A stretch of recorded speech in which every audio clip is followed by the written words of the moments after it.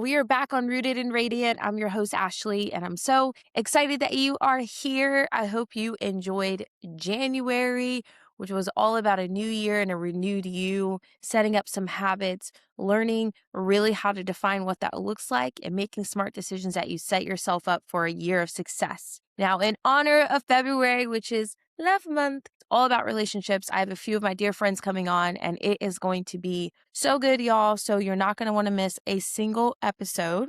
I promise you that. It's going to be spicy. You know, I'm going to give it to you straight, no chaser. That's just how I roll. If you're new to the pod, it's always going to be a raw, unfiltered conversation with love. And today we are talking about dating with purpose and what actually matters. Because in the world that we live in, y'all, I think we got a couple of things mixed up. So if you're standing, you might want to sit for this conversation because it's going to be spicy.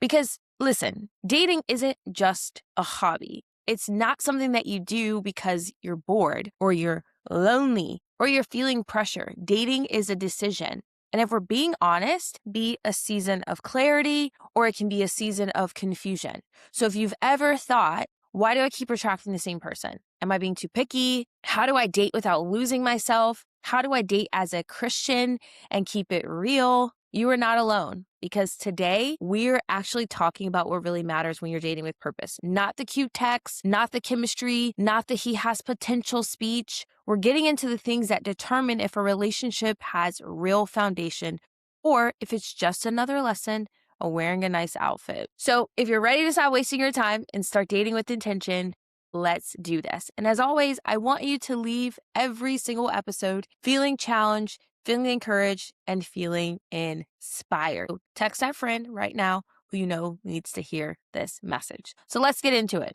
So let's start with defining what is dating with purpose. What does that mean? Dating with purpose means that you're dating with direction, not desperation. I'm gonna let that sit there for a second.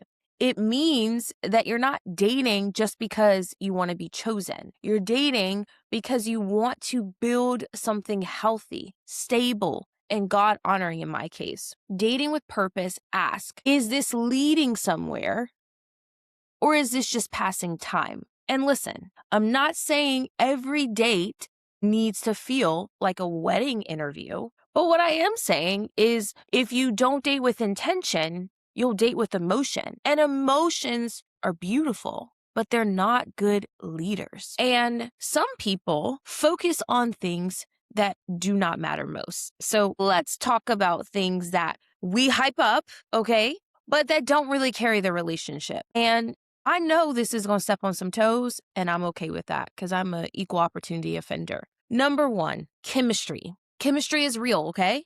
Chemistry is fun, but chemistry is not proof of compatibility. Sometimes chemistry just is familiarity. Let that sink in. Sometimes you're drawn to what feels normal, even when normal for you is unhealthy. Chemistry can be a spark, but a spark is not the same thing as a foundation. That's the first thing. Number two, potential, okay? Potential. Potential is one of the biggest traps in dating because potential will have you out here staying longer than you should, making excuses, praying harder, working harder while they stay the same. You cannot date who someone could be. You have to date who they are because what I have realized is somebody could have potential, but that does not mean that potential is going to become a reality. So the biggest question that I always ask myself is if this person never changed and they stayed exactly the way that I are, could I 100% say I'm still okay with that? If you cannot answer that question, the answer is no, no, no. Okay? Move on. Number three.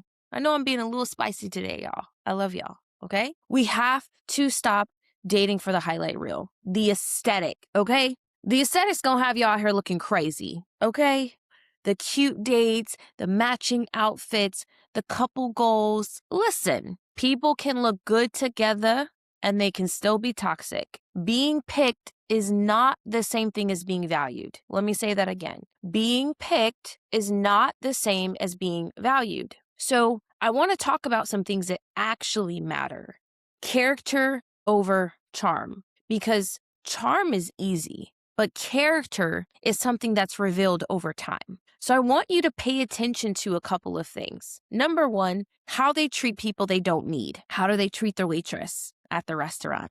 How do they treat their friends? How do they treat people out and about at church, the greeters at church? How they act when they're frustrated? How they show up when no one is clapping? Because the reality is, character is what carries a relationship when the feelings shift. That's the first thing. Number two, emotional maturity. We love a mature, emotional person because this is huge, y'all. Love without emotional maturity is exhausting. Look for someone who can communicate without shutting down. They apologize without finding someone to blame, aka you. They handle conflict without disrespect. They take accountability without playing victim.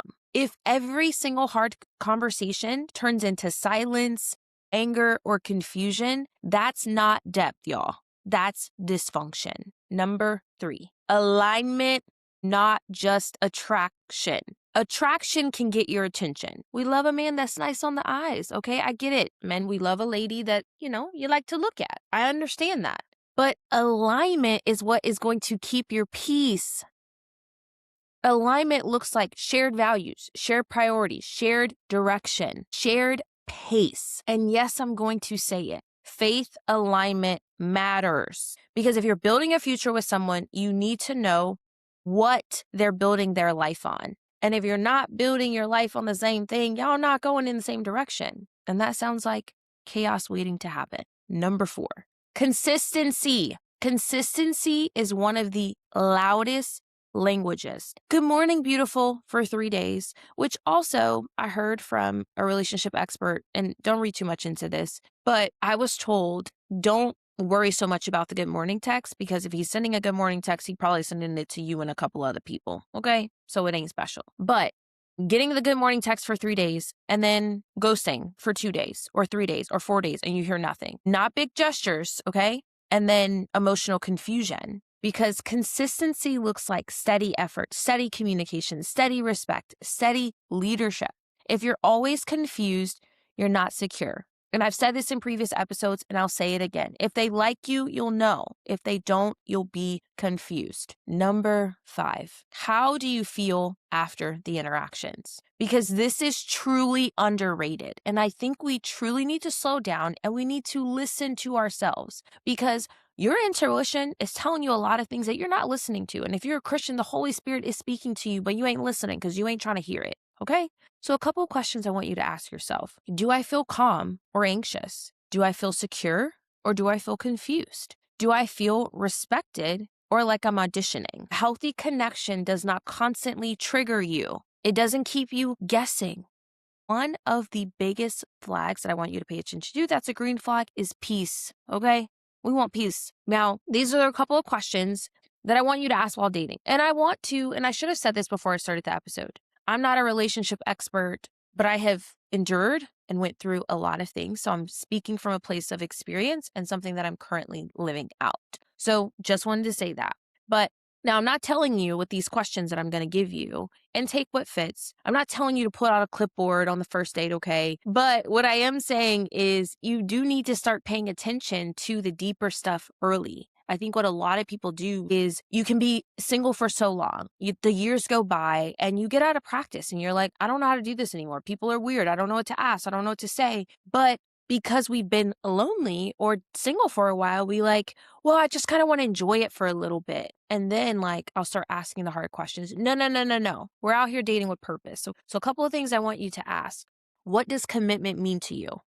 That is something that you need to define. Because if your definition of commitment means we ain't all about each other and you're going to have a side piece, or we going to have an open relationship, you might want to know that early. How do you handle conflict? Okay. If your definition of handling conflict is I ain't going to hear from you for 4 days because you need to get yourself together, red flag. This one is a huge one, y'all. What are you currently working on personally? Because if you ain't dating a man or a woman who is intentionally trying to be a better version of themselves, you are setting yourself up for chaos. You want someone who is very self-aware, that realizes there are areas in their life that they need to work on, that they need to improve in. If they're not aware of that and they're not working on it, that's a problem. Because I heard a pastor say this a long time ago is people talk about they break up and they divorce because of irreconcilable differences. He said, no, it's two people that stopped growing together. If you're both not working on improving yourself and getting better, it's not good. Number 4, what does leadership look like in your life? It's a great question to ask because if they don't have anyone that they're accountable into their life, if they don't have anyone that is a voice of reason and it's just them, themselves, and I, you want someone that is, again, and let me put this caveat here because single people give the best advice. And that's part of the reason why a lot of us still single because we out here looking for a diamond in the rough. But I'm going to digress on that.